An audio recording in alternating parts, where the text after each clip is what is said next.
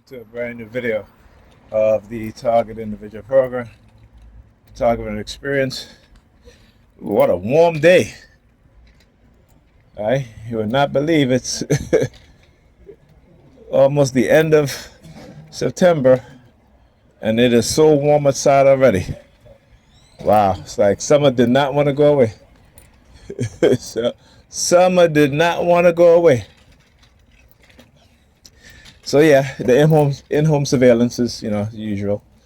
You see the guy in all black. Right? You saw him standing, in the at the corner and waiting. They're standing up there, and then turn around and walking back this way because, that's what they do. Anyhow, so I posted a video recently, with this morning, for almost half an hour, man. They were engaging in planes flying overhead, helicopters flying overhead. Immediately as I woke up, right? They started with my upstairs neighbor dropping change on the floor. And what that is to it's to send me subliminal message that if I record what it is that they were doing with the noise, right? It's that whole threat of, again, taking with my disability. So they do shit like that.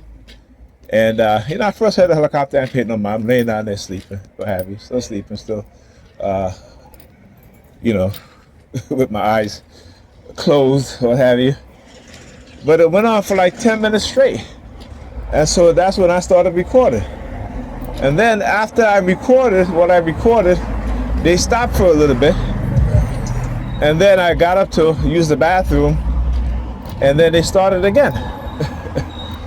Right? And I'm just like, wow, So then I was, then they started with the noise campaign. Then I put it to the department, and turned on my computer. I went to make breakfast. Turned on my computer. They started my PC. They started using their sirens, right? And even just now, when I went to use the bathroom again, walked back to my computer, I'm watching a video, Dr. Ray Hagan's, and again hijacked my consciousness. I looked at the screen, and then the New York Predators, they didn't use the sirens. They started doing the spitting sound, right? The spitting sound.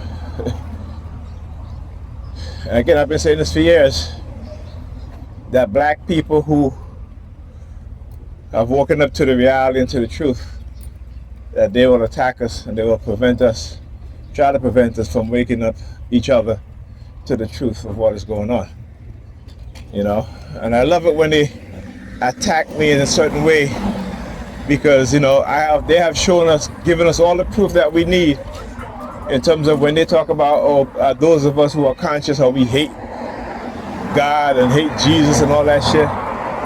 Well, them motherfuckers are the ones who hate God and hate Jesus. Okay? Because they pick and choose God's words, and they pick and choose what Jesus says in order to excuse their wicked agenda, in order to excuse their behavior. I was watching a video, my sister came into my bedroom, and I was watching a video where you had a black woman who was 350 pounds, and she feels that she's the shit because she got a PhD. Right? Imagine that, right?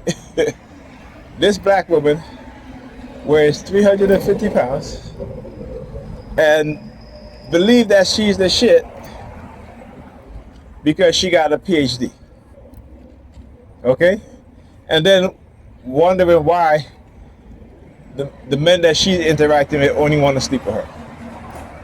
That's it. She's having a whole bunch of one-night stands. And the thought of her losing weight never come into her mind. So it was a show panel, and Tommy Sotomayor, I never really listened to this dude, but I recently started listening to some of the panels that he's on, and like I said, he's been saying the same thing that others have been saying, right? That black men cannot tell black women the truth. So what happens? We end up lying to them, because we know if we tell them the truth, they're not going to like us. They're going to be turned off from us. So they incentivize black men to lie, and they don't even realize it. So again, they help condition the mindset of black men to lie to them, right? And then they'll turn around and say, well, you're a liar. Well, if I tell you the truth, you're not going to like it. If I tell the truth, you're going to be turned off from it. So I have to lie to you because you love to lie, right? This is how Christians are, right? Whether they're black, white, or whatever. But particularly black Christians, they love to lie. And then it comes down to, you get the political parties and how both political parties lie to black people. Well, one lie to black people and one also lie about black people and to black people, right? So, you know, it is something that, like I said, that they have used psychology against us, that have conditioned us into being who they say we are, and then we turn around and we blame each other for the shit that they do. But, you know, like I said, the day will come when nigger peers is going to get their wake-up call, and I hope it's sooner rather than later, in which they're going to have to make a choice.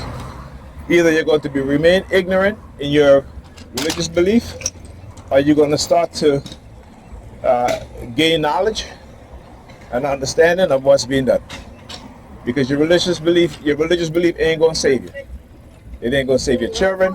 It ain't going to save us as a people. All right? And I made a good point in the video I just uploaded.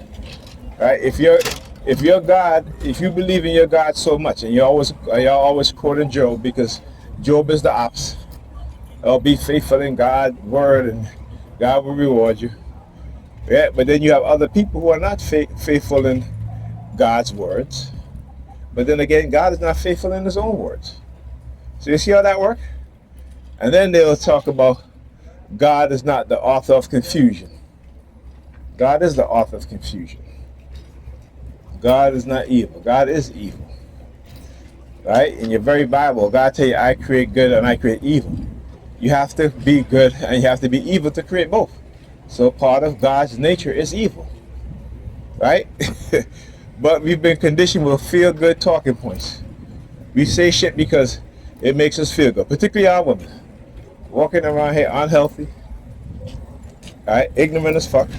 And I say that because they are. They have no consciousness. I'm not saying every black woman. These are the nigger pins.